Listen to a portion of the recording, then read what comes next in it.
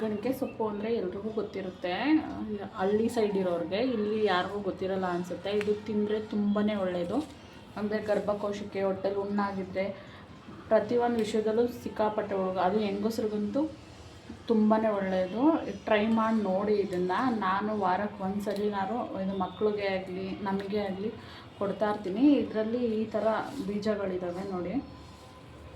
ಈ ಥರ ಬೀಜ ಅಂತೀನಿ, ಹಣ್ಣು. ಇದು ಹಣ್ಣಾದರೆ ಬ್ಲ್ಯಾಕ್ ಕಲರ್ ಆಗುತ್ತೆ. ಇದನ್ನು ತಿಂತಾರೆ. ನನ್ನ ಮಕ್ಳಿಗಂತೂ ಟೆರೆಸ್ ಮೇಲೆ ಇದೆ ಒಂದು ಪಾಟಲ್ಲಿ. ನನ್ನ ಮಕ್ಳನ್ನಲ್ಲಿ ಕರ್ಕೊಂಡು ಏನಾದ್ರು ಬಟ್ಟೆ ಒಣಗಾಕೋದಕ್ಕೆ ಅಲ್ಲಿ ಇದು ಟೆರೆಸ್ ಮೇಲೆ ಹೋದರೆ ಸಾಕು, ಕಿತ್ಕೊಂಡು ನನ್ನ ಚಿಕ್ಕ ಮಗ ತಿಂತಾನೆ. ನನ್ನ ದೊಡ್ಡ ಮಗ ಅಷ್ಟಾಗಿ ಇಷ್ಟಪಡಲ್ಲ, ಸ್ವಲ್ಪ ಏನೂ ಕೂಡ ಅವಾಯ್ಡ್ ಮಾಡ್ತಾನೆ. ಅವನೇನೂ ಇಲ್ಲ, ನಮ್ಮ ಚಿಕ್ಕವನು ಚೆನ್ನಾಗಿ ತಿಂತಾನೆ. ಇದನ್ನು ಆರೋಗ್ಯಕ್ಕೆ ತುಂಬಾ ಒಳ್ಳೆಯದು. ಗಣಿಕೆ ಸೊಪ್ಪು ಹಳ್ಳಿ ಸೈಡಲ್ಲೂ ಸಿಗುತ್ತೆ, ಇಲ್ಲ ಇದು ತಂದು ಎಲ್ಲಾದರೂ ಮಾರ್ತಾರೆ. ತುಂಬ ರುಚಿಯಾಗೂ ಇರುತ್ತೆ.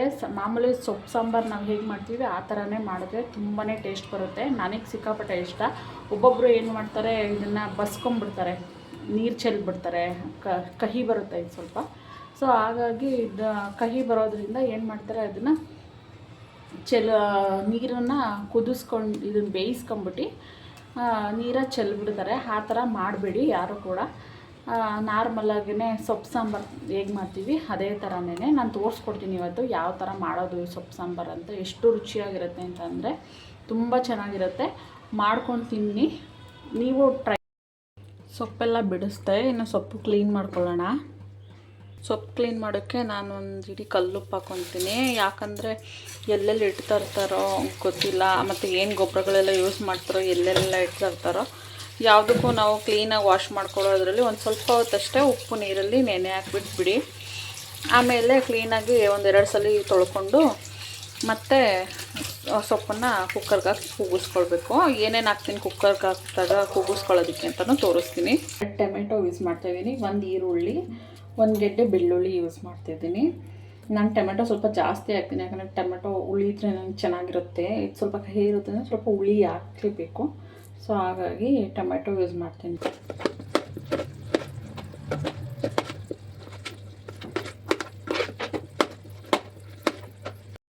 ಸ್ವಲ್ಪ ಹೊತ್ತು ಈಗ ಸೊಪ್ಪು ನೆಂದಿದೆ. ಈಗ ಒಂದು 2 ಸಲ ಜಾಲಿಸಿ ಚೆನ್ನಾಗಿ ತೊಳ್ಕೊಳ್ಳೋಣ.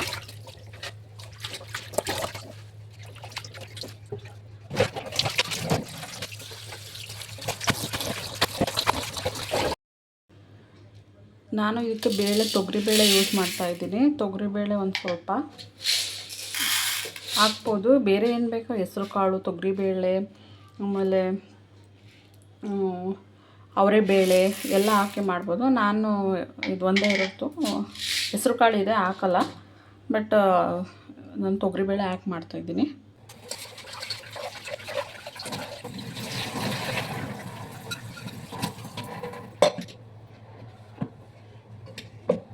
ನಾನೀಗ ತೊಗರಿಬೇಳೆ ಹಾಕಿದ್ದೀನಿ, ಮತ್ತು ಜಜ್ಜಿರೋ ಬೆಳ್ಳುಳ್ಳಿ ಜಜ್ಕೊಂಡಿದ್ದೀನಿ. ಆ ಬೆಳ್ಳುಳ್ಳಿ ಮತ್ತು 1 ಗೆಡ್ಡೆ ಈರುಳ್ಳಿ ಅದು ಪೂರ್ತಿ ಹಾಕ್ತಿದ್ದೀನಿ. 2 ಟೊಮೆಟೊ ನಾನು ಆಗಲೇ ತೋರಿಸ್ನಲ್ಲ, ಆ 2 ಟೊಮೆಟೊ ಕೂಡ ನಾನು ಹಾಕ್ತಾಯಿದ್ದೀನಿ.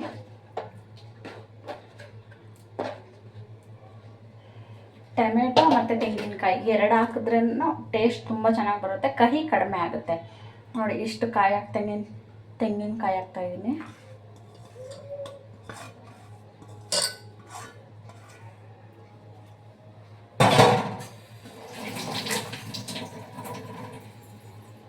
ನಾನು ಈ ಚಂಬಲ್ಲಿ ಈಗ 1 ಚಂಬ ಪೂರ್ತಿ ನೀರು ಹಾಕ್ತೀನಿ.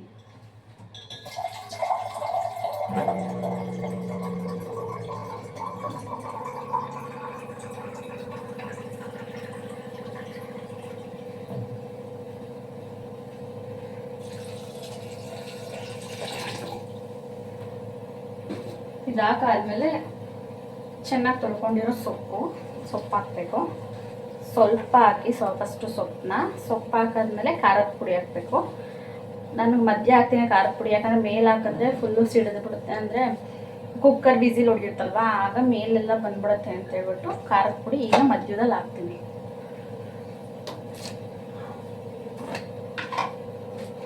ಎರಡು ಸ್ಪೂನು ಮನೆಯಲ್ಲೇ ಮಾಡಿರುವಂಥ ಖಾರದ ಪುಡಿ, ಬೇರೆ ಅಂಗಡಿದು ಅದು ಇದು ಯಾವುದೂ ಇಲ್ಲ. ನಾನು ಮನೆಯಲ್ಲೇ ಮಾಡಿರುವಂಥ ಖಾರದ ಪುಡಿನ 2 ಸ್ಪೂನ್ ಹಾಕ್ತೀನಿ. ನನಗೆ ಸ್ವಲ್ಪ ಖಾರ ಇದೆ, ಸೊ ಹಾಗಾಗಿ 2 ಸ್ಪೂನ್.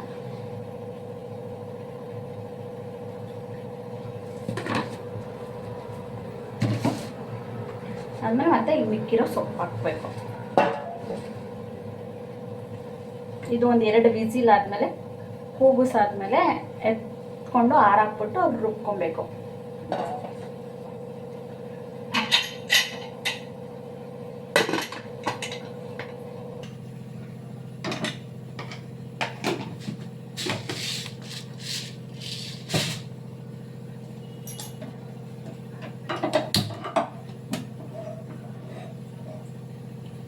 ಒಂದು 2 ವಿಸಿಲ್ ಕೂಗಿಸ್ಕೊಳ್ಳೋಣ.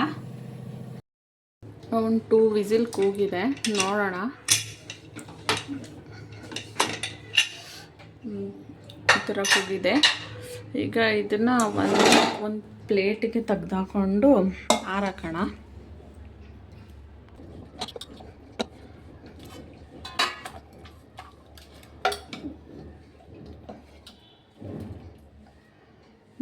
ಎಲ್ಲ ಮಿಕ್ಸ್ ಆಗುತ್ತೆ. ಸೊ ಎಷ್ಟು ತೆಕ್ಕೊಂಡು ಈಗ ಹಾರಾಕೊಳ್ಳಿ.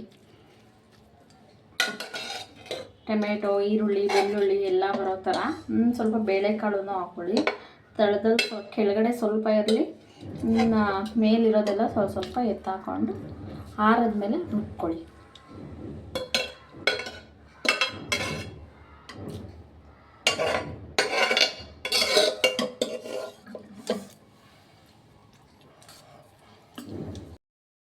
ಈಗ ಸ್ವಲ್ಪ ಆರಿದೆ ಅನಿಸುತ್ತೆ. ನಾನು ಆವಾಗಲೇ ಅಂದರೆ ಸೊಪ್ಪು ಬೇಯಿಸಿರೋ ನೀರೊಳಗಡೆ ಸ್ವಲ್ಪ ಹುಣಸೆಹಣ್ಣನ್ನ ನೆನೆಸಿಟ್ಕೊಂಡಿದ್ದೀನಿ. ಯಾಕೆ ಅಂದರೆ ಅದು ಕಿವುಚ್ ಬಿಡೋದಕ್ಕಿಂತ ಅಲ್ಲೇ ರುಬ್ಬಿಡೋಣ ಅಂತೇಳ್ಬಿಟ್ಟು ಒಂದೇ ಸರಿ ಅದಕ್ಕೆ ಸ್ವಲ್ಪ ನೆನೆಸಿ ಎತ್ತಿಟ್ಕೊಂಡಿದ್ದೀನಿ. ಈಗ ಆರಿದೆ, ಇವಾಗ ರುಬ್ಕೊಳ್ಳೋಣ ಬನ್ನಿ.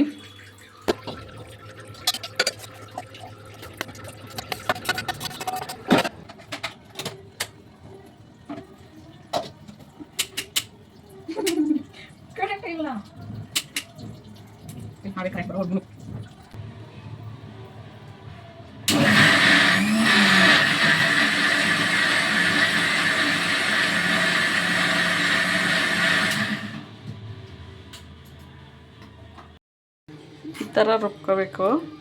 ನಾನು ಒಗ್ಗರಣೆಗೆ ಮುಂಚೆನೇ ಈರುಳ್ಳಿ, ಕರಿಬೇವಿನ ಸೊಪ್ಪು, ಒಣಮೆಣ್ಸಿನ್ಕಾಯಿ ಅಷ್ಟು ಹಾಕಿ ಹಚ್ಚಿ ಎತ್ತಿಟ್ಕೊಂಡಿದ್ದೀನಿ.